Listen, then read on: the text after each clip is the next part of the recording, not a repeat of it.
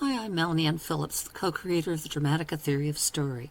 And this is a standard opening you're going to see on each of a whole new series of videos I'm going to do with articles I've written over the last 4 decades, all about Dramatica theory, what it means to stories, and what it means in the real world. Now, I don't have time to do the reading of all these articles to you myself, so I've found a good text-to-speech simulator, and I'll be using that for each of the articles to read them to you so the information can get out there, because if I tried to do this myself with all the other projects I'm involved in, the information would never be available and might be lost. This way, it's right there on YouTube for you to see. So let's not waste any more time and get on with this particular topic, which starts now. Structure is only part of what drives narratives. The other part is the underlying dynamics. Learn how these two aspects work together in concert in this excerpt from the book, Narrative Dynamics, by Dramatica theory co-creator, Melanie and Phillips. When Chris Huntley and I originally developed the Dramatica theory of story back in the early 1990s, we opted to implement our model of narrative as a structure, driven by dynamics. In such a manifestation, the structure takes center stage, and its components are rearranged according to dynamic rules that reflect the unique potentials of any given narrative. In this series of videos, I'll be exploring a whole different way of looking at the Dramatica theory, in terms of dynamics, rather than structure. In fact, the dynamic model is a counterpart, not an alternative, to the existing structural model with which you may be familiar. As an illustration of the difference between the two, if you think of the structural model as being made of particles, the dynamic model is made of waves. If the structural model is seen as digital, the dynamic model is analog. If the structural model describes a neural network, the dynamic model describes the biochemistry. If the structural defines the elements of a story, or psychology, and how they relate, the dynamic model defines how the elements transmute or decay into other elements and how relationships among elements are changing. In usage, the structural model can tell you, for example, that a main character is driven by logic. The dynamic model can tell you how strongly they are driven and how the intensity of that drive changes over time. The structural model can predict if a story will end in success or failure. The dynamic model can tell you the degree of success or failure. In a nutshell, the structural model documents the fixed logic of a story's structure. The dynamic model charts the ebb and flow of its passions. Cognitive and affective, yin and yang, space and time. Head and heart. If you are familiar with deep Dramatica theory, you know that all the output of the story engine is not made available in the Dramatica software. In fact, the story engine generates quite a bit more information about a story's structure than it makes available to a user. What information, and why suppress it? I'll answer the second question first. We suppressed information that was so detailed and dramatically tiny that it was beyond the scope or magnification in which authors work. And even if someone wanted to work with structure to that microscopic micromanaged level, that information had such little impact that it would almost certainly be lost in the background noise of the storytelling. In other words, the granularity of that suppressed information was smaller than the resolution of an audience's understanding.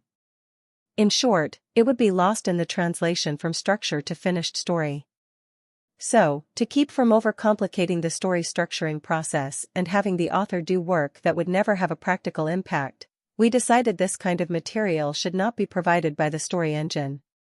Still, just because authors can't really apply this suppressed information in a useful manner doesn't mean the information isn't accurate, especially when using the story engine for psychological analysis rather than just for fictional constructs. So, here's a brief description of this information, shared here for the purpose of illustrating the limits of the current structural model at its farthest edges, and then being able to further describe what the developing dynamic model can bring to the table. What is suppressed? PRCO and 1, 2, 3, 4, what the hell does that mean? PRCO stands for potential, resistance, current and outcome, or power.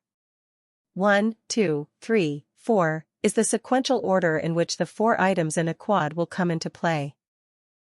You see this last part in the sequence of the signposts and journeys for each of the 4 through lines in Dramatica, But the engine only shows you the output for the type level or plot level of a story's structure, the equivalent of the topics each act will cover in each of the 4 through lines.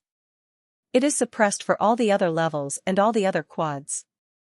Though some additional sequential information is also available in the plot sequence report in Dramatica.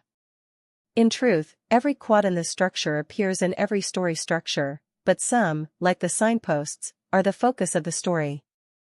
And yet, if you watch a story unfold, you'll see that every single quad in a completely structured story will unfold in a predictable sequential manner.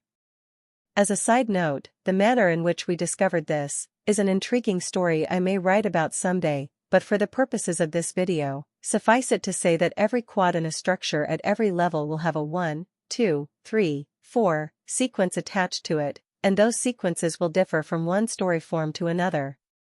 But what about the PRCO?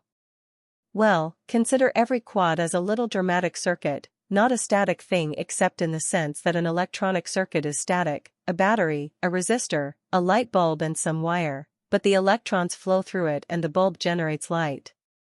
Similarly, in a dramatic circuit, a quad, the 4 items will act as potential, resistance, current and outcome or power, and form a flow that moves one moment into the next and generates energy that sparks the next scene or sequence or act.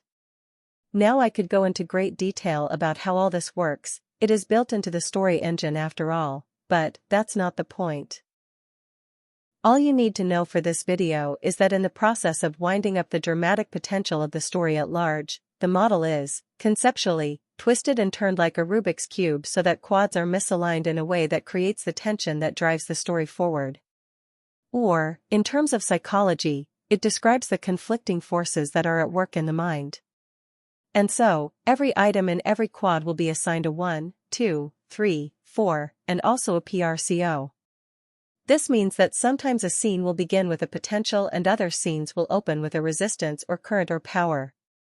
In other words, 1, 2, 3, 4, and PRCO are independently assigned because they are not tied together psychologically, nor in terms of fiction. Back to the dynamic model. The structural model can only tell you if something is a potential or resistance and the order in which it will come into play. But, only a dynamic model could tell you how much potential or resistance was present and how long its span of time in the sequence will last, its duration.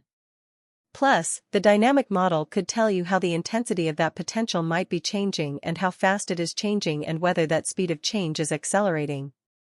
Stepping back then, it is pretty easy to see the usefulness of this both in charting the collective dramatic intensity of an unfolding story upon an audience's head and heart, and also the manner in which motivations and decisions, effort and activities reach a flashpoint or recede, in real-world individual and group psychology. Enough for this introductory video. More soon.